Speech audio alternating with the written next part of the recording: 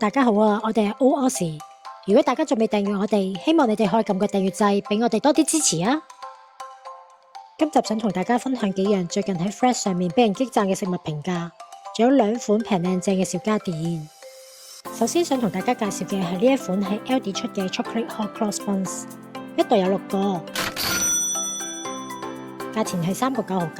當時喺麵包櫃嗰度聞到好濃嘅肉桂味，但我同埋屋企人都唔係好中意肉桂，所以都有少少擔心呢個朱古力包會唔會有肉桂嘅成分。之後 check 個成分表，見到冇先至安心買嚟試下。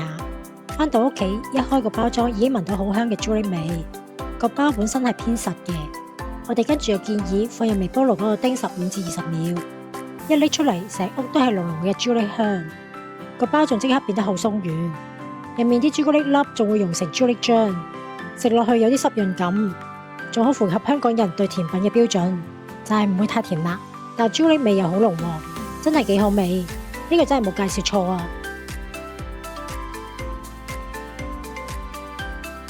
之後我哋就試咗最近幾 hit 嘅紅色奇異果，外表同金奇異果差唔多，表面比較滑，冇咩毛。喺 Aldi 買個盒嘅 size 偏細。唔知係本身個 size 細啲啊，定係 Aldi 賣嗰啲係比較細。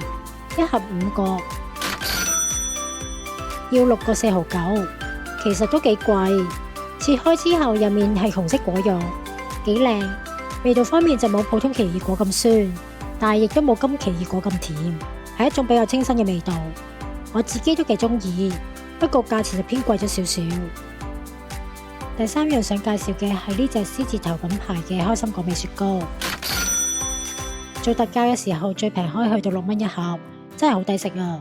打開見到係淺綠色嘅，入面係冇開心果粒，係比較滑身似 Gelato 嘅口感，食落去奶味比較重。雖然開心果味就偏淡，唔會好似食杜拜朱古力嗰種咁濃嘅開心果味，不過優點就係唔會太甜，所以如果想平平地食開心果味雪糕，呢款都可以考慮。如果有budget嘅話，就建議食麥仙娜嘅開心果雪糕。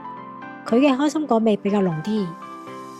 第4樣就係喺 Woolies 買嘅杜拜朱古力 ，Threads 上面好多人都話呢款朱古力好濃，好好食。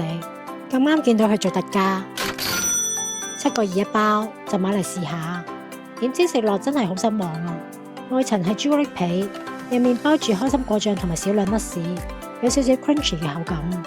但無論朱古力味定係開心果味都唔夠濃，反而偏甜，感覺好似食緊糖咁。就算減價都要7蚊一包，我就覺得唔係好值得，唔太推薦啦。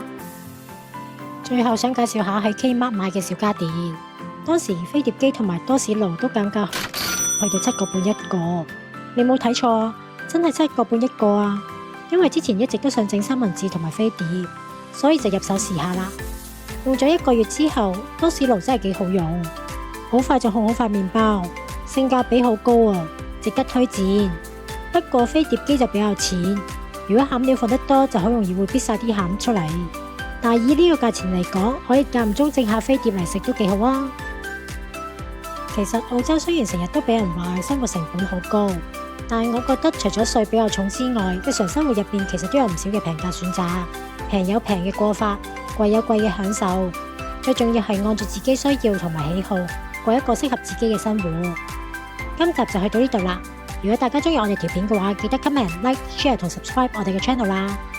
多謝大家收睇，我哋下集再見啦，拜拜。